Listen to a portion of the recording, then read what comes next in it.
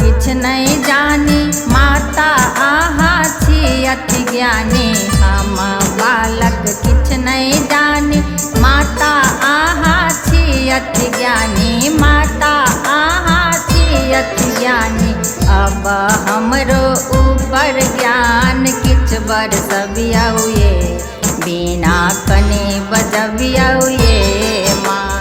अब हमरो ऊपर ज्ञान किछ बरसबियौ ये बिना कने बजबियौ ये माँ।